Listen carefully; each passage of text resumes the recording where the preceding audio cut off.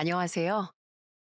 저는 큰 사고로 하루아침에 인생의 바닥까지 내려간 가족과 힘든 시간을 이겨냈던 남자입니다.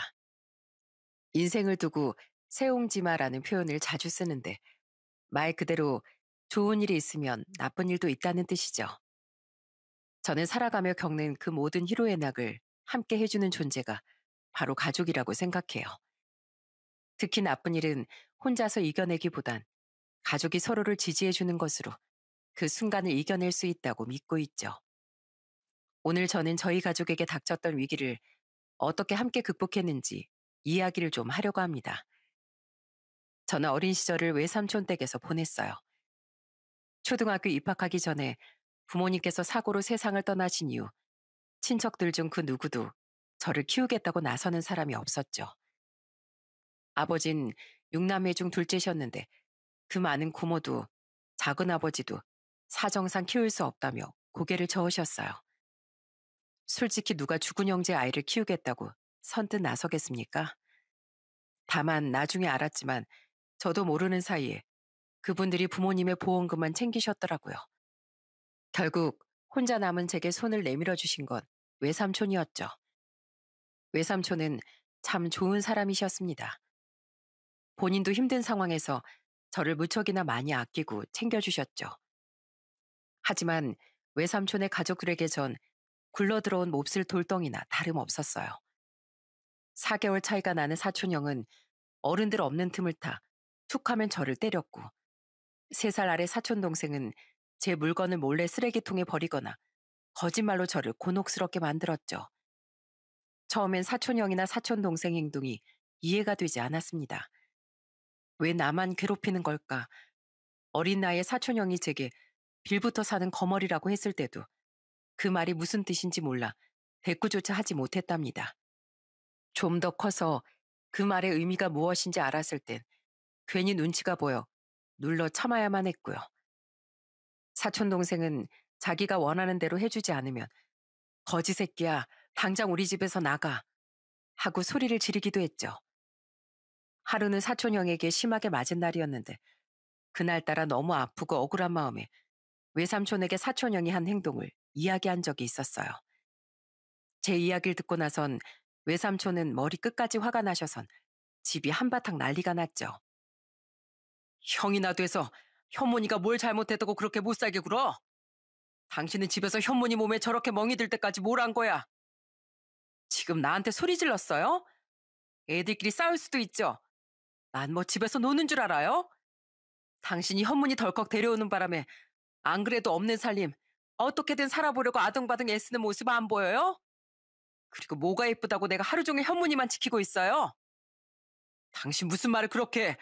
애들 다 듣고 있는데 내가 뭐 틀린 말 했어요? 의논도 없이 데려와선 이제 현문이만 싸고 돌잖아요. 막말로 당신 죽고 나면 현문이가 제사상 차려줄 것도 아닌데 어떻게 남의 편을 들어요? 남이라니 현문이가 어떻게 남이야? 내 배 아파서 나온 자식도 아닌데 그럼 남이죠. 저는 그날 눈에 쌍심지를 켜고 달려드는 외숙모를 보면서 저의 존재가 얼마나 외삼촌 가족들 사이에서 문제가 되는지 깨닫게 되었죠. 그리고 이후로 사촌형이든 동생이든 제게 무슨 짓을 해도 입을 꾹 다물고 있었답니다. 덕분에 저는 말이 없는 아이였고 낯가림은 더욱 심해졌어요. 늘 고개만 푹 숙이고 다녔거든요. 사춘기를 지나면서 저는 빨리 이 집에서 독립을 해야겠다는 생각이 들었어요. 그래서 우유 배달이나 신문 배달 같은 일들을 이것저것 시작했죠. 고등학생이 되면서 그동안 모은 돈을 들고 학교 근처로 독립을 했습니다. 외삼촌은 어린 녀석이 무슨 독립이냐고 했지만 알더니가 빠졌다는 시원한 얼굴로 저를 보던 외숙모는 무척이나 반기셨어요. 이왕 독립하기로 했으니 돌아올 생각은 꿈에도 하지 마라. 행여나 돈 떨어졌다고 너희 외삼촌한테 손 벌리는 일 안 했으면 좋겠고 그동안 돈 한 푼 안 받고 키워준 것만으로도 감지덕지하고 살아. 너만 없었음 애들 학원 한 군데를 더 보내도 보냈고 하고 싶은 거 하나라도 더 시켰어. 밑 빠진 독에 물 붓는 것도 아니고. 아이고 내 팔자야. 외숙모는 되도록 연락도 하지 말고 살았으면 좋겠다고 하셨고 저 역시 좋은 기억보다 나쁜 기억이 더 많은 곳이라 알겠다고 대답하곤 외삼촌과 점점 거리를 두었답니다. 그렇게 시간이 흘렀어요. 이런 기억 때문인지 몰라도 저는 빨리 결혼을 하고 싶었어요. 내 가족을 만들고 싶었죠. 하지만 그 바람을 이루는 것도 쉽지 않았어요. 부모님이 없다는 것이 생각보다 큰 흠이더라고요. 당시 저는 4년을 만난 여자친구가 있었고 저희 둘은 결혼까지도 생각하는 관계였어요. 하지만 여자친구의 부모님을 뵙는 자리에서 저는 충격적인 소리를 들었습니다. 둘이 사귀고 있다는 사실을 알고 계셨던 분들인데도 막상 결혼을 하겠다고 하니 헤어졌으면 좋겠다는 말씀을 하셨죠. 여자친구 부모님께선 가진 것 없는 남자에 배경도 없고 뿌리도 없다고 하시며 그런 남자와 결혼하는 자신의 딸이 과연 행복할 수 있겠느냐고 물어보셨어요. 장현문 씨 사람 자체로만 보면 좋지. 성실하고 훤칠하고 어디 빠질 데가 없다는 건 나도 잘 알아. 그만큼 오래 봐오기도 했고. 하지만 결혼이라는 게 연애하고는 다르잖아요. 가시밭길이 될 게 빤한데 어떻게 결혼을 허락하겠어? 솔직히 어느 정도 만나다가 헤어질 줄 알았지. 현실이라는 것을 누구보다 잘 알 만한 사람이니까. 그런데 왜 헤어지지도 않고 여기까지 와서 사람 싫은 소리 하게 만들어? 그날 들었던 말은 제 가슴을 후벼 파고 깊은 상처를 남겼고 파혼 이후 소개로 다른 사람을 만나봤지만 다들 제 가족사를 듣고는 꺼림직하게 보더군요. 비슷한 일을 연거푸 겪으며 전 앞으로 인생의 가족이란 더 이상 없겠구나 하고 생각했습니다. 다 포기하자 싶을 때 만난 사람이 바로 지금의 아내였어요. 지금의 아내는 같은 직장의 입사 동기였습니다. 입사 동기라고 해도 신입 오리엔테이션에서만 잠깐 얼굴을 봤지 그 이후로는 접점이 없었지만 사수의 소개로 만나 연인 사이로 발전했죠. 자그마한 체구에 야무진 성격으로 당찬 모습의 아내는 낯가림도 심하고 뭐든 조심스러운 저와는 달랐습니다. 그래서 아내에게 저는 더 끌렸죠. 아내와 연애를 시작하고 얼마 되지 않은 어느 날 저는 의도치 않게 장인어른과 만났습니다. 데이트를 마치고 데려다 주는 길에 집 앞에서 딱 마주친 것이었죠. 예상하지 못한 상황에 저는 어쩔 줄 몰라 허둥거렸지만 아내는 별일 아니라는 듯 저를 남자친구라고 소개시켜 주더군요. 장인어른께선 저를 한참이나 위아래로 훑어보셨어요. 키가 엄청 크구만. 우리 집에서 제일 크겠어. 아빤 딸이 남자친구라고 소개를 하는데 그 말이 다예요? 아니, 훤칠하니 좋아 보여서 그런 걸 가지고 뭘 또 도끼 눈을 뜨고 아빠를 보니. 어디 겁나서 무슨 말이나 하겠어? 제가 언제 도끼 눈을 떴다고 그러세요. 그냥 사람 보자마자 키 이야기만 하니까 그렇죠. 녀석도 그러지 말고 다음에 날 밝은 날 집에서 밥이나 먹자. 현문군이라고 했나? 우리 애들 엄마가 손맛이 아주 끝내주거든. 와서 든든하게 밥이나 먹자고. 장인어른의 한마디에 아내가 환하게 웃더니 주말에 당장 저를 데려오겠다고 했죠. 저는 긴장해서 한마디도 못하는 사이 일사천리로 벌어진 일이었답니다. 장인어른께서 먼저 들어가시고 아내는 반짝이는 얼굴로 장인어른이 저를 마음에 들어 하시는 것 같다고 좋아했죠. 하지만 그런 아내를 보는 제 마음은 편하지 않았습니다. 아내에게 가족에 대한 이야기를 한 번도 하지 않았거든요. 다음 날 각오를 다진 저는 아내에게 저의 가족사는 물론 외삼촌과 이야기까지 빼놓지 않고 했어요. 하지만 아내의 반응은 제 상상을 뛰어넘었습니다. 그래서 뭐가 문제라는 거야? 그게 현문 씨 탓도 아닌데 무슨 문제라는 거냐고. 주영아, 넌 몰라도 어른들은 그렇게 생각 안 하실 수 있어. 아니, 내가 아는 우리 부모님은 절대 그럴 분 아니시거든. 아내는 발끈하며 쓸데없는 생각은 접어두고 자신을 믿으라고 큰 소리를 치더군요. 그리고 다시 한번 저의 가족사가 우리 사이에 아무런 문제가 되지 않을 거라고 확신을 가지고 말했죠. 신기하게도 그런 아내의 말에 불안했던 제 마음이 편해지는 기분이 들었어요. 어쩌면 이번은 다를지 모른다는 작은 기대감도 생겼고요. 인사드리러 가는 날, 저는 뜬 눈으로 밤을 보내고 아내의 집으로 갔습니다. 긴장감에 심장이 입 밖으로 튀어나올 정도였죠. 가기 전에 청심환까지 먹었는데도 제 심장은 터질 정도로 빠르게 뛰었습니다. 아내는 뭘 그렇게 떨고 있냐고 웃었지만 떨림은 좀처럼 멈추지 않았어요. 엄마, 현문 씨 왔어요. 안녕하십니까. 장현문입니다. 처음 뵙겠습니다. 어서 와요. 오느라 고생했어요. 어머, 이게 뭐야? 내가 꽃 좋아하는 건 또 어떻게 알고. 너무 예쁘네. 주영이가 어머님께서 화분 가꾸시는 게 취미라고 해서 꽃이 예쁜 아이로 골라봤습니다. 고마워요. 마침 꽃이 피는 아이로 새로 찾아보고 있었는데 잘 키울게요. 장모님께선 아내와 꼭 닮은 미소를 지으며 절 반겨주셨어요. 그 자리엔 처형과 형님도 와 계셨죠. 처형은 절 보더니 진짜 우리 집엔 없는 유전자가 아니냐며 웃으셨죠. 아내 가족들은 모두 키가 작은 편이었거든요. 형님마저도 말입니다. 형님은 크게 웃으시며 앞으로 사달이 필요한 일은 제가 하면 딱이겠다고 농담조로 말씀하셨죠. 아내는 벌써부터 일 시킬 궁리만 하느냐며 발끈했지만 다들 웃기만 했고요. 아내의 가족들을 바라보던 전 충격에 아무 말도 하지 못했습니다. 한 번도 겪어보지 못했던 분위기였으니까요.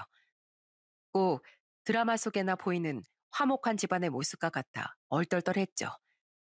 왜 그런 장면 있잖아요.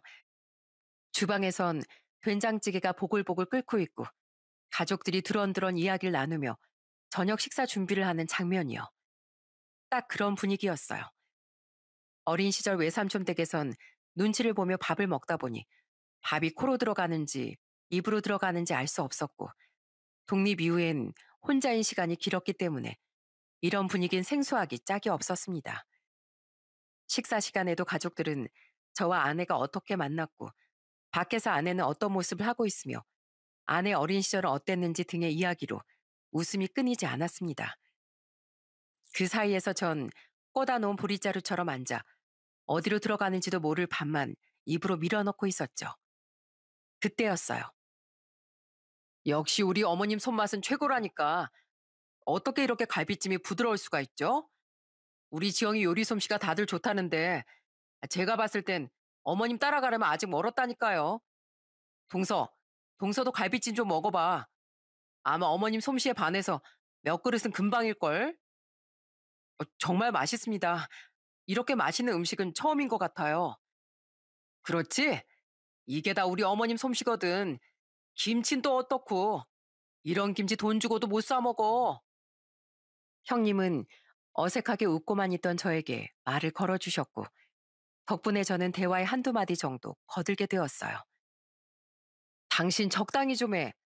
아니, 주영이가 결혼하겠다고 데려왔는데, 남들이 보면 당신이 데려와서 소개시켜주는 줄 알겠어. 반가워서 그렇지, 반가워서. 그걸 또 못 참고 저렇게 질투가. 동서가 이해해. 질투가 좀 많아, 이 집 딸들이. 매번 어머님한테 질투하고, 아버님한테 질투하고. 형부가 극성이니까 그렇죠. 현문신 제가 챙길 테니까 형부는 언니나 좀 챙겨줘요. 내가 언니한테 반찬 권하는 거 본 적이 언제인지 모르겠네. 봐, 또 저렇게 질투라니까. 앞으로 우리가 더 친하게 지내면 아주 볼만하겠어. 고개를 좌우로 흔들며 과장되게 한숨을 내쉬는 형님의 모습에 처형과 아내가 무슨 말도 안 되는 소리냐며 소리를 높였어요. 하지만 그 모든 과정들이 너무나도 자연스럽고 유쾌하게 보였던 전 이런 사람들과 가족이 된다면 얼마나 좋을까 하는 생각이 들었습니다. 제가 정말 그리워하고 만들고 싶었던 모습 그 자체였거든요. 일찍 부모님이 돌아가셨다는 이야기 들었네. 혼자서 고생이 많았겠어. 이렇게 번듯하게 자란 모습 보시면 부모님도 무척이나 기뻐하셨을 거야. 고집센 우리 딸이랑 잘 지내줘서 고마워. 워낙 고집불통이라 늘 걱정이거든. 아닙니다. 제가 더 고마운 점이 많습니다. 덕분에 웃을 일도 많고요. 정말 좋은 사람이에요. 그것도 다 자네가 좋은 사람이니 그런 거야. 우린 그저 두 사람 서로를 믿어주면서 잘 지내기만 하면 바랄 게 없어. 그래, 식은 언제 올릴 생각이야? 장인어른과 장모님께선 결혼할 거면 서둘러 하자고 하시며 당장이라도 나를 잡을 기세셨죠. 형님께선 어른들 말씀이 맞긴 하지만 그래도 결혼인데 두 사람이 결정할 수 있도록 시간을 주는 게 어떻겠냐며 두 분을 말리셨어요. 형님까지 나서자 장인어른과 장모님께선 괜히 미루지 말고 서로 이야기해보라고 하시며 한 발 물러나셨어요. 인사를 다녀온 이후 저는 길게 생각할 것도 없이 아내에게 바로 프로포즈를 했습니다. 지금까지 버텨온 시간을 대견하다 해주시는 어른들을 부모님으로 모시고 저를 믿고 함께하고 싶다는 아내와 가족이 된다면 그 이상은 바랄 게 없을 것 같았죠. 그런데 결혼이라는 것이 말이 쉽지 준비해야 할 것들이 정말 많더군요. 생략을 한 것들이 꽤 많았는데도 아주 정신이 없을 정도였어요. 이런 저희 부부에게 구세주처럼 등장한 사람이 바로 형님이었습니다. 집은 어떻게 알아보고 있어? 처제 말론 대출 받아서 전세를 알아본다며? 마땅한 곳이 잘 없어서요. 둘이 시간 맞춰서 발품 팔곤 있는데도 결정하기가 참 어렵기만 하네요. 그럼 내가 아는 녀석이 전세를 내놓겠다고 하던데 그곳은 어때? 형님께선 지인이 해외로 발령받아 살고 있던 집을 전세로 내놓으려고 한다며 제게 권해주셨어요. 형님이 소개시켜 주신 곳은 정말이지 저희 부부에겐 딱 맞는 곳이었어요. 회사까지 교통편도 완벽했고 주변에 어린이집이나 학교도 있었죠. 저희 부부는 예산에 비해 너무 좋은 곳이라 당황했지만 형님께선 자신이 잘 이야기해 줄 테니 특별한 사정이 있는 게 아니라면 여기에서 시작하라고 하셨답니다. 덕분에 저희는 초반 예산보다 낮은 가격으로 집을 구했죠. 그뿐만이 아니었어요. 형님은 그래도 신혼집인데 인테리어는 좀 바꿔야 하지 않겠냐며 지인에게 다 이야기를 해두었으니 걱정할 필요가 없다고 하셨고 아예 집 전체의 도배 장판은 물론 싱크대까지 싹 다 고쳐주셨어요. 한사코 만류했지만 결혼 선물이라고 하면서 말이죠. 하지만 정말 고마웠던 일은 결혼식 당일이었습니다. 친구가 많은 것도 아니었고 회사 동료들이 대부분이었던 신랑 측을 대신해 입구에 함께 서주신 형님은 마치 제가 친동생이라도 되는 것처럼 살갑게 손님을 맞이하셨어요. 결혼한다고 말씀드릴 친척이라곤 외삼촌이 전부였던 제겐 커다란 힘이 되었죠. 외삼촌께 결혼 사실을 알려는 드렸지만 참석하실지 알 수 없는 상황이다 보니 곁에서 도와주신 형님 때문에 울컥하는 감정이 들었답니다. 결혼식 시작을 앞두고 저는 제 눈을 의심할 수밖에 없었어요. 외삼촌께서 신랑 측 맨 앞자리에 앉아 계시더라고요. 어떻게 외삼촌이 내가 모시고 왔어. 다른 가족들까지 불러서 좋은 날 망치고 싶진 않아서 외삼촌만 모셨지. 그래도 동사한테 중요한 분인데 이런 날 함께 해주시면 좋잖아. 그러니까 허리 펴고 고개 들고 웃으면서 들어가. 나중에 외삼촌께 들어보니 형님께서 찾아가 제 결혼식에 와서 꼭 앞자리에 앉아 축복해 주셨으면 좋겠다고 말씀하셨다더군요. 외삼촌께선 염치가 없어 오지 않으려 하셨지만 형님의 설득 덕분에 결혼식에 오실 결심을 하셨다면서 좋은 가족을 만난 것 같아 너무 축하한다고 하셨어요. 저는 금방이라도 눈물이 터져 나올 것 같았습니다. 이렇게까지 절 생각해 주신 형님의 마음이 너무 고마웠어요. 결혼 전에도 형님께서 대단하다고 생각했지만 결혼 후에 보니 제가 알고 있던 건 빙산의 일각이나 다름없었습니다. 저는 결혼 이후 처음으로 맞이한 명절이 추석이었어요. 형님은 보름 전에 제게 볼초해야 하는데 잠깐 시간이 되느냐고 연락을 주셨죠. 그리고는 사람을 써서 볼초라곤 있지만 장인어른께서 마음 놓으실 수 있게 한 번 더 다녀오려고 한다고 하시더군요. 저야 당연히 좋다고 하면서 따라갔고요.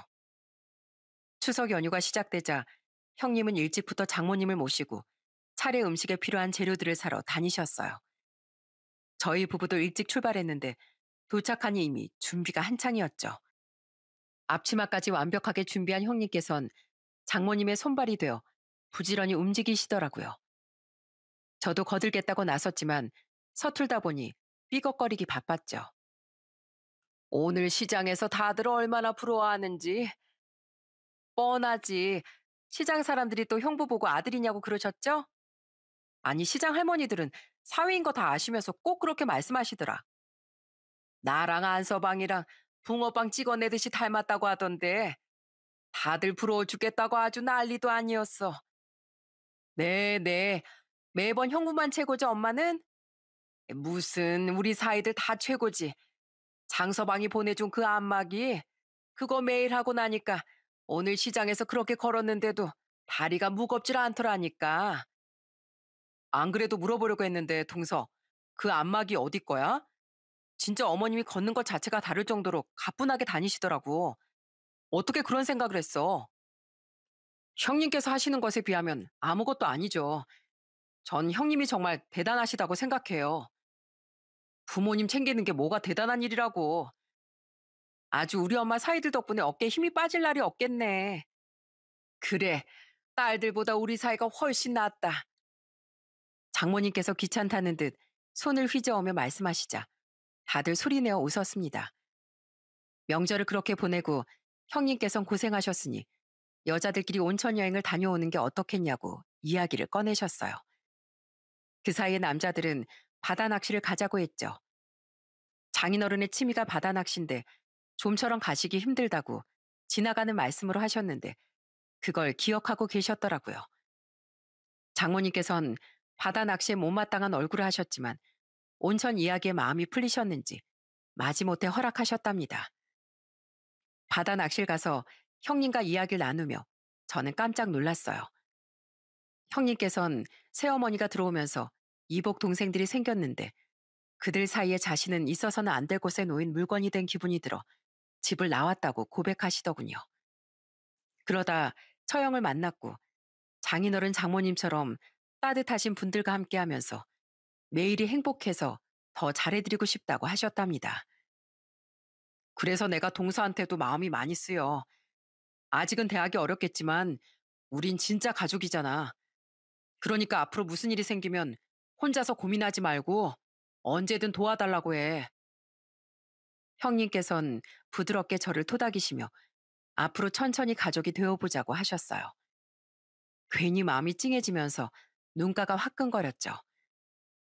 저희 가족은 주말엔 처가의 마당에서 바비큐 파티를 하거나 휴가를 맞춰 해외여행을 다녀오는 등 주변에서 참 재미있게 산다는 소리를 들을 만큼 즐거운 시간들을 보냈습니다. 가족들과의 추억이 하나둘씩 쌓인다는 게 참 좋더군요. 그 사이에 아내와 저 사이에 귀여운 아이도 태어났죠. 장인어른과 장모님께선 어린 손자들의 재롱에 기뻐하셨고 형님께선 식구가 늘어나는 것만큼 좋은 일이 없다며 그 누구보다도 저희 아이들을 예뻐해 주셨답니다. 이렇게 좋은 일만 있을 것 같았던 저희 가족에게 커다란 시련이 닥쳐올 거라곤 꿈에도 생각하지 못했어요. 아침 산책을 다녀오시던 장인어른께서 집 앞에서 갑자기 쓰러지신 겁니다. 평소 건강관리를 꾸준히 하신 분이라 이런 날이 올 거라곤 상상도 못했던 저희 가족들은 말 그대로 멘붕이 왔어요. 소식을 접한 장모님께선 충격으로 기절까지 하셨죠. 여보, 아빠한테 무슨 일이라도 생기는 건 아니겠지? 아니야, 아빠가 이렇게 쓰러지신다고? 말도 안 돼. 당연하지. 아버님 곧 깨어나실 거야. 푹 주무시고 일어나셔선 평소처럼 주영아 하시면서 찾으실 거야. 만약 안 깨어나시면 어떡해? 우리 아빠 잘못되기라도 하면 어떡해, 여보. 아내는 불안함에 떨며 어쩔 줄을 몰라 했어요. 처형의 상황도 크게 다르지 않았죠. 형님께선 평소와는 다른 굳은 표정으로 다 괜찮아질 거라고 주문을 외우듯 말씀하셨어요. 그렇게 장인어른께선 의식도 없이 누워만 계셨습니다. 병원에선 뇌혈관에 문제가 생겼다는데 원인은 알 수 없다고 하더군요. 정말 하루하루 피가 마르는 기분이었어요. 가족들은 그저 장인어른께서 깨어나시길 기도하고 또 기도할 뿐이었죠. 그렇게 일주일이 지났습니다. 장인어른께선 기적적으로 의식을 되찾으셨지만 오른쪽에 마비가 남아 몸을 자유롭게 쓰기 어렵다는 진단이 내려졌죠. 저희 가족들은 장인어른이 깨어나셨으니 그것만으로도 다행이라며 뛸 듯이 기뻐했답니다. 형님은 틈만 나면 병원으로 찾아가 장인어른을 씻겨드리고 마사지까지 하는 등 아주 지극정성이었어요. 다들 친아들도 그렇게 못할 거라며 입을 모아 형님을 칭찬하실 정도였죠. 저 역시도 퇴근하면 장인어른께서 좋아하시는 책을 읽어드리며 하루라도 빨리 회복하시길 간절히 기도했답니다. 하지만 사람 일은 아무도 모른다고 좋아지시는가 싶었던 장인어른께선 깨어나신 지 6개월 만에 다시 의식을 잃고 쓰러지셨어요. 병원에선 마음의 준비를 하는 게 좋다고 하더군요. 마음의 준비라니, 무슨 마음의 준비를 하라는 거예요? 주영아, 네가 말 좀 해봐. 도대체 우리더러 무슨 준비를 하라는 거야? 언니, 이제 우리 어떻게 해? 우리 엄만 또 어떻게 하냐고. 여보, 정말 아빠 이대로 가시는 거야? 아니지? 제발 아니라고 좀 해줘. 아내와 처형은 절대 이대로 장인어른을 보낼 수 없다며 여기저기 잘한다는 병원을 찾아 동분서주했지만 장인어른께선 결국 저희와 깊은 작별을 하게 되었습니다. 그 소식을 처음 들었을 때 정신이 아득해지더군요. 장모님, 처형, 아내는 식음을 전폐할 정도였어요. 하루 종일 울기만 하셨죠. 제가 할 수 있는 일이라곤 그런 세 사람이 쓰러지지 않도록 챙기는 게 전부였습니다. 형님은 다들 정신없는 동안 맞상주로 장례 절차를 밟아주셨어요. 상복은 어떤 것으로 하는지, 손님 치르는 음식은 어떻게 할 것인지, 다들 넋을 놓고 있는 동안 빠르게 준비하고 손님을 맞이하셨죠. 제일 많이 울 줄 알았던 형님이 끝까지 담담해 보여 의외다 싶더라고요. 하지만 그것은 제 착각이었죠. 장례 이후 형님께선 장인어른의 물건을 정리하겠다고 먼저 출발했고, 저는 장모님과 처형, 아내를 저희 집에 내려주곤 뒤따라갔습니다. 무거운 걸음으로 문을 열고 들어가는데 집안이 울음소리로 가득하더군요. 형님께서 장인어른이 즐겨 앉으셨던 의자를 붙들고 오열을 하고 계셨던 겁니다. 힘들어하는 가족들 앞에서 차마 눈물을 보이지 못했던 형님이 가슴을 치며 장인어른을 부르는데 저 역시도 그만 눈물이 터져 한참을 서로 부여잡고 울었더랬죠. 엎친 데 덮친 격이라고 장인어른께서 돌아가시고 가족들이 쉽게 마음을 잡지 못하던 그때 형님께 일어나선 안 될 일이 일어나고야 말았어요. 정비를 하시던 형님의 오른손 네 손가락이 절단되는 아주 충격적인 사고를 당하신 거였죠. 직원의 부주의로 정비 중에 기계가 작동되어 버린 겁니다. 얼마나 끔찍하고 고통스러웠을진 상상조차 할 수 없는 일을 당한 형님은 하루아침에 다른 사람이 되어버렸어요. 평소 긍정적이신 형님은 사고 직후만 하더라도 이겨낼 수 있다며 의욕적으로 재활을 하실 정도로 예후가 좋았습니다. 하지만 중요한 오른손이 엄지손가락만 남게 되자 회사에선 더 이상 일을 할 수 없다고 판단해 위로금을 포함한 퇴직금을 주면서 형님에게 회사를 나가달라고 요구했죠. 어차피 손을 쓸 수 없는 상황이니 회사 일처리가 나쁘다고만 할 수는 없지만 형님께는 큰 충격으로 다가왔습니다. 형님, 당장 이직을 생각하지 마시고 우선은 회복에만 전념하시는 게 어떨까요? 왼손 연습도 하셔야 하잖아요. 그래도 병원에 그렇게 오래 있었는데 가족들은 어떻게 하라고. 당장 먹고 살 일이 걱정이야. 동서도 들었겠지만 계속 살림만 하던 와이프. 갑자기 일자리 구한다고 얼마나 바쁘게 다니는지 모르지? 아르바이트 자리 구하는 게 어디 쉬운 일도 아니고 다 내 탓이지. 다 내가 모자라고 부족해서 이런 일이 벌어진 거야. 그런 말씀 마세요. 형님이 원해서 벌어진 일도 아니잖아요. 왜 이게 형님 탓입니까? 저는 좌절한 형님께 조그만 여유를 가지고 하나씩 해보자는 말을 했습니다. 이때까지만 하더라도 우울해 보이긴 했지만 그동안 제가 봐왔던 형님이라면 충분히 재기할 수 있을 거라고 믿었죠. 하지만 제가 얼마나 아니란 생각을 했는지 곧 알 수 있었어요. 장인어른이 돌아가신 이후 장모님께선 좀처럼 기력을 회복하지 못하셨습니다. 입원도 생각했지만 한사코 그것만큼은 하지 않겠다고 하셔서 시간이 맞는 사람이 장모님을 모시고 병원을 다녀왔어요. 하루는 형님 혼자서 장모님을 모시고 병원을 가셨어요. 원래는 처형이 함께 가기로 했었죠. 하지만 이제 겨우 아르바이트 자리를 구해 일을 시작한 처형이 시간을 맞추기란 쉽지 않았어요. 결국 형님과 장모님 두 분이서 정기검진은 다녀오기로 했답니다. 솔직히 마음 한구석이 불안하긴 하더라고요. 무기력한 형님이 자꾸 눈에 밟혔거든요. 검진을 받을 때까지만 하더라도 별일은 없었습니다. 그런데 모든 진료를 마치고 병원 아래 주차장으로 가는 길에서 그만 장모님이 발을 헛디디시며 넘어지는 사고가 난 겁니다. 곁에 있던 형님께서 급하게 손을 뻗어 장모님을 붙들려고 했지만 손가락을 잃은 손으론 역부족이었죠. 장모님께선 다행스럽게도 크게 다치신 건 아니었지만 손목뼈에 금이 가서 한동안 깁스를 하셨어요. 형님은 모든 것이 자신 때문이라며 괴로워하셨습니다. 내가 손만 멀쩡했어도 어머님이 그렇게 다치실 일은 없었을 텐데. 형님 탓이 아니에요. 갑자기 일어난 일인데 누굴 탓하겠어요. 안 써봐. 괜찮어. 아이, 크게 다친 것도 아닌데 뭘. 아니에요. 다 제 탓이에요. 다 제 탓. 제가 문제라고요. 형님의 충격은 저희가 생각한 것 이상이었어요. 장모님은 걱정할 일이 아니라고 몇 번이나 말씀하셨지만 형님의 귀에는 들리지 않는 것 같았죠. 형님은 점점 말을 잃어가셨어요.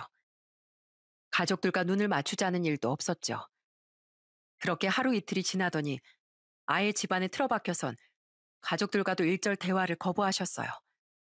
당연히 열심히 다니던 재활도 그만두셨고요. 처형이 아무리 애원하고 사정해도 형님은 꿈쩍도 하지 않으셨죠. 저도 몇 번이나 형님을 찾아갔지만 만날 수는 없었습니다. 거기다 더 놀라운 일은 술은 입에도 대지 않던 형님이 매일같이 술에 빠져선 집에 굴러다니는 술병의 개수가 세기 힘들 정도였어요. 완전 달라진 형님의 소식에 장모님께서는 안타까워하시며 자신이 괜히 다쳐서 이렇다고 자책하셨어요. 누구의 잘못도 아닌데 장모님과 형님은 서로 자신탓만 하면서 힘들어하는 모습을 지켜보는 게 무척이나 힘들었죠. 형님이 그렇게 방에 틀어박혀 나오지 않은 지 보름이 넘어가자 보다 못한 장모님께서 형님의 집으로 가족들을 불러 모으셨어요. 가족들과 벽을 세웠던 형님께서도 장모님이 오셨다는 소리에 밖으로 나오셨죠. 자리에 앉은 형님은 고개만 푹 숙이고 바닥만 뚫어져라 바라보곤 한마디도 하지 않으셨어요. 무기력해 보이는 형님의 모습에 깜짝 놀란 전 어떻게 사람이 저렇게 달라질 수 있나 속으로 무척이나 당황했어요. 그런 형님을 장모님께선 안쓰럽다는 눈으로 바라보시며 식사는 제대로 챙겨 먹는지 물어보셨지만 형님은 죄송하다는 말만 겨우 하곤 다시 입을 닫으셨답니다. 장모님은 조심스럽게 말을 꺼내셨어요. 내가 오늘은 안서방한테 부탁 좀 하려고. 내가 혼자 집에 있으니까 적적하기도 하고 자꾸 그의 생각도 나네. 그렇다고 그 집을 팔고 다른 곳으로 이사 가고 싶은 마음도 없고 이 나이에 새로운 곳으로 어떻게 이사를 가나. 그래서 말인데 혹시 자네가 지영이랑 애들 데리고 우리 집으로 들어오는 건 어떤가? 엄마, 갑자기 그게 무슨 소리야? 들어와서 살라니. 그런 말 한 번도 없었잖아요. 원래는 전부터 말하고 싶었는데 이런저런 일들이 계속 터지면서 내 말할 타이밍을 놓쳤어. 그래도 이렇게 예고도 없이 말하시면. 대답 없는 형님에게 장모님께선 당장 정할 것은 아니라고 하시면서도 꼭 형님이 함께 살았으면 좋겠다는 이야기를 하셨어요. 형님께서 어머니 모시고 사시면 저희도 걱정이 많이 줄 것 같아요. 어머님이 사람을 쓰고 싶어 하는 편도 아니고 뭐든 혼자서 하시려고 하는데 집에 사람이 아무도 없으면 무슨 일이 일어날지 누가 알겠어요. 왁자지껄한 분위기도 어머니께 도움이 될 것 같고요. 여보, 나도 여보가 엄마랑 있어주면 좋을 것 같아. 여보가 그랬잖아. 아빠 그렇게 가시고 엄마 혼자 계시다가 무슨 일이라도 생기면 어떻게 하나 걱정된다고. 그러니까 우리 엄마랑 같이 살자. 어? 가족들의 염원에도 형님께선 쉽게 결정을 내리지 못하셨지만 거듭되는 설득에 결국 고개를 끄덕이셨죠. 이사를 결정한 형님은 저희가 원했던 대로 장모님 알동무도 해드리고 아이들 학원도 챙기면서 달라지는 것 같았어요. 가족들은 이런 형님의 변화에 뛸 듯이 기뻐했고요. 물론 저 역시도 눈물이 날 만큼 행복했죠. 하지만 가족들의 행복은 오래가지 않았습니다. 저에게도 변화가 일어나는 시점이었어요. 그동안 다녔던 회사가 어려워지는 바람에 회사를 그만둘 수밖에 없었어요. 그래서 여기저기 회사에 이력서를 내고 연락이 오기만을 기다리는 상황이었어요. 전 이왕 이렇게 된 거 긍정적으로 생각하기로 했습니다. 또 좋은 회사로 이직할 수 있으니 말이죠. 꿍에 있어봤자 가족들만 걱정할 테니 그런 모습을 보이고 싶지 않았어요. 그리고 장모님 생신날이 되던 날 저는 처가 식구들과 다 같이 생신 파티를 할 겸해서 시장에서 소고기를 잔뜩 사서 처가로 향했습니다. 그때까지만 해도 오늘 저녁은 하하호호하며 즐거운 시간을 보내겠지라는 생각을 했어요. 하지만 제 바람은 그대로 무너지고 말았습니다. 술 주라고, 술. 왜 술을 안 주는 건데? 80 먹은 노인네가 생일은 무슨. 제발 나이 값 좀 하세요. 아유, 지겨워. 장모님은 형님의 말에 그저 울기만 하고 있었고 처형도 모든 걸 포기한 듯 주저앉아 있더라고요. 장모님, 처형, 도대체 지금 이게 무슨 상황입니까? 제 물음에도 아무도 대답해 주지 않았어요. 어, 우리 동서 왔나? 내가 사랑하는 동서. 일로 와 앉아. 아니 그게 아니지. 나가서 술 좀 사오게. 오랜만에 나랑 술 한잔 하세. 술에 취해 있던 형님은 본인이 무슨 실수를 하고 있는지도 모르고 경악할 행동들을 계속하더군요. 울고 있는 장모님을 보니 저도 가만히 있을 수가 없었습니다. 형님, 지금 이게 뭐 하는 짓입니까? 오늘 장모님 무슨 날인 줄 아세요?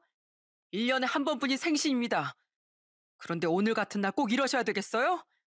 술 취했으면 여러 사람 피곤하게 하지 말고 가서 잠이나 자세요.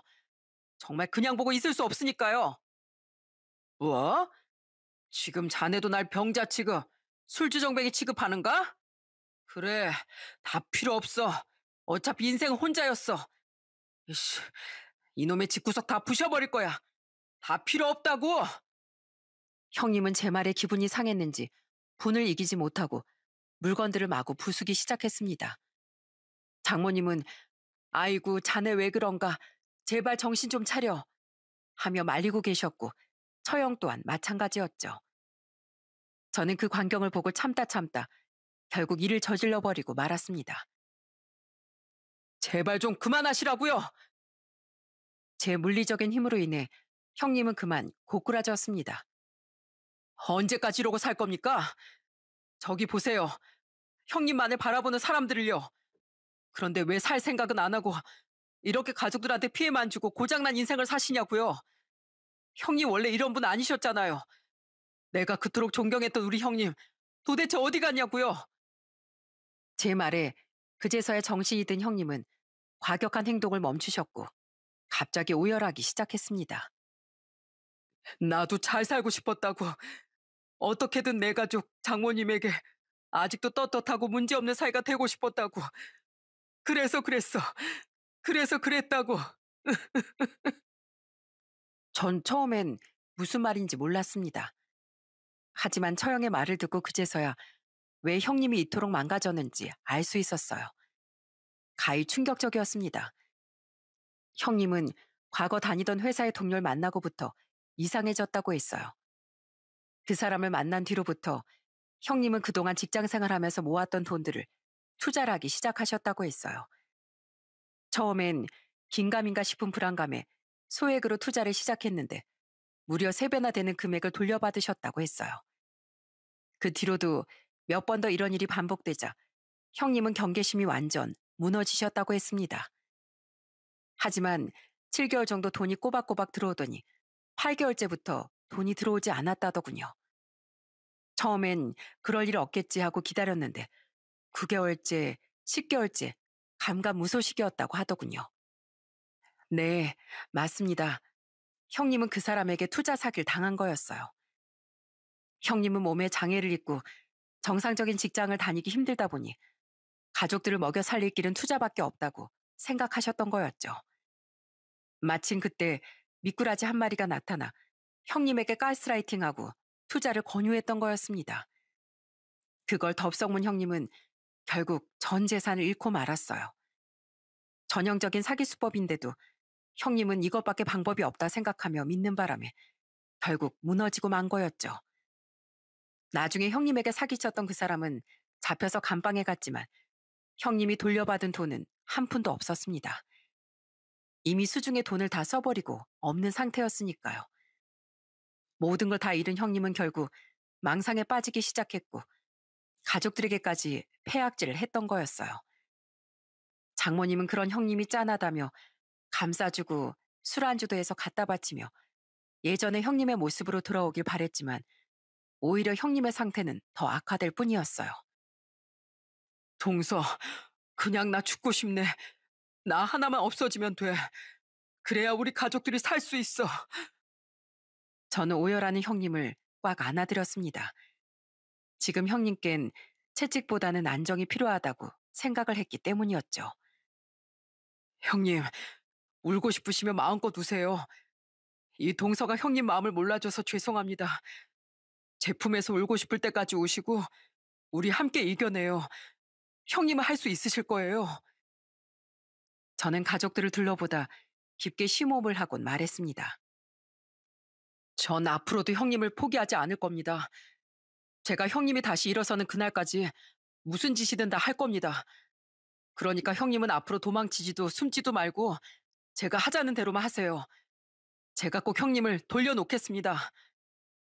저는 그 돈은 처음부터 없었던 돈이라고 생각하고 과거는 더 이상 생각하지 말자는 말로 처형을 위로했어요. 그 말이 위로가 됐을지 모르지만 처형은 힘겹게 고개를 끄덕이며 알겠다고 하셨죠. 그리고 저는 당분간 형님하고 지내겠다고 했습니다. 둘이 살면서 제가 할 수 있는 모든 걸 하고 싶었어요. 장모님과 처형이 있으면 또 형님이 자책하고 나약해질까봐 제가 선택한 길이었습니다. 당신이 형부랑? 괜찮겠어?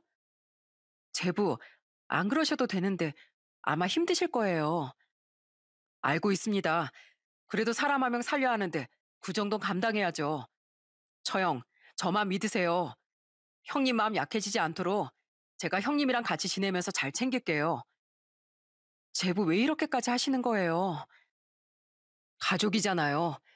서로 믿어주고 지지해줘야 할 가족. 형님께서 비록 중간에 잘못된 선택을 하긴 하셨지만 저는 믿습니다. 형님은 이렇게 무너지실 사람이 아니에요. 제 말에 형님은 눈물을 뚝뚝 흘리셨어요. 장모님과 처형도 마찬가지셨죠. 그래, 내 자네만 믿겠네. 언제든 힘이 들면 연락하게. 그리고 정말 고맙네. 고마워. 그날로 저는 형님과의 동고동락이 시작되었습니다. 아침에 일어나면 함께 운동을 다녔어요. 매일같이 술을 마셔 건강이 안 좋아진 형님을 위해 등산을 다니고 뛰고 또 뛰었습니다. 형님, 할 수 있어요. 조금만 더 힘내보세요. 하나, 둘, 하나, 둘. 이뿐만 아니라 형님이 정신적으로 많이 피폐해졌기 때문에 정신건강도 챙겨야 했습니다. 그래서 인터넷을 뒤져 유명하다는 병원을 찾아가 치료를 받게 해드렸어요. 지금 형님분이 불안 증세가 보이시고 머릿속이 온통 까맣다고 해야 할까요? 난 이미 인생이 망했어. 난 재기할 수 없어. 난 우리 가족에게도 필요 없는 놈이야. 이런 생각들을 하는 것 같습니다. 생각보다 심각하네요. 네, 뭐라고요? 그럼 어떻게 해야 합니까? 말씀만 해주세요. 우리 착한 형님 꼭 제가 지켜드리고 싶습니다. 저는 생각보다 안 좋은 상황에 주저앉아 버렸어요. 그래도 포기할 수 없었습니다. 혼자 힘으론 고칠 수가 없어요. 옆에서 가족분들이 중요합니다. 약물 치료와 함께 채찍보다는 사랑으로 감싸주셔야 돼요. 사람의 심리가 못한다 하면 더 조급하게 되거든요. 항상 할 수 있다, 할 수 있다 심어주시고 또 칭찬해 주세요. 가족들의 따뜻한 한마디가 형님분에겐 큰 변화가 찾아올 수 있습니다. 저는 그날 이후 선생님의 말을 듣고 실천해 나가기로 했습니다. 처가 식구들한테도 마찬가지였어요. 다시 가족들 곁으로 간 형님은 많이 호전된 상태였습니다. 아이고, 이게 누구야? 우리 사위 왔나? 왜 이렇게 얼굴이 좋아졌어? 아주 인물이 훤하구만. 장모님, 죄송합니다. 아니야, 아닐세. 이렇게 좋은 모습으로 돌아와 준 것만으로도 고마워. 난 그냥 눈물이 나는구만. 장모님은 전보다 달라진 형님의 모습을 보고 많이 우셨습니다. 형님은 그런 장모님을 보고 석고대죄하듯 무릎을 꿇으셨어요. 장모님, 이 못난 사이 때문에 그동안 마음고생이 많으셨죠? 이렇게 무릎 꿇어 사죄드립니다. 다신 장모님께 그런 불효를 저지르지 않겠습니다. 그래, 고맙네. 우리 사인 분명 잘 해낼 거야. 난 자네를 믿어. 우리 다 같이 잘 이겨내 봄세. 처형 또한 형님 손을 잡아주며 여보, 고생 많았어요. 당신 마음을 이해하지 못하고 잔소리만 해서 미안해요. 우리 지금까지 산 날보다 앞으로 살 날들이 더 많으니까 더 노력해봐요. 제가 영원히 당신의 손가락이 되어줄 테니까 포기하지 말고요. 알았죠? 여보. 그렇게 형님은 모든 가족들의 응원을 받으며 전보다 더 노력을 하기 시작했습니다. 동서, 뛰어 어서. 겨우 이 정도야? 영 체력이 못 쓰겠구만. 나이도 나보다 젊은 사람이. 아이고, 형님, 저 숨차서 더 이상 못 뛰겠습니다. 좀 천천히 가자고요. 결국 형님은 이겨내셨어요. 몇 년이 흐른 지금 형님의 건강 상태는 무척 좋아지셨고 정신 건강도 거의 회복이 되셨습니다. 체력은 저보다 더 좋아지셔서 이제는 제가 뒤에서 형님 머리를 따라다니는 신세가 됐고요. 그리고 또 하나 변화가 찾아왔답니다. 형님은 직업 훈련을 알아보기 시작하셨어요. 우리나라에선 장애를 입은 분들을 취업을 알선해주고 취업을 시켜주는 곳이 생각보다 많더라고요. 정부에선 장애인들을 취업을 시켜주면 혜택을 많이 주는 것 같았고요. 형님도 그렇게 당당히 회사에 취업할 수 있었어요. 형님이 당당히 합격, 입사가 결정이 난 순간이었습니다. 입사 통보를 받는 날, 저희 가족들은 다 함께 얼싸안고 소리를 지르며 기뻐했어요. 형님은 덥석 장모님을 업고는 덩실덩실 춤을 출 정도였죠. 그런 형님의 모습에 다들 까르르 웃음이 터졌답니다. 그날 밤 다들 잠든 시간 물을 마시러 나왔는데 형님이 식탁에 앉아 계시더군요. 맥주캔 하나가 보였습니다.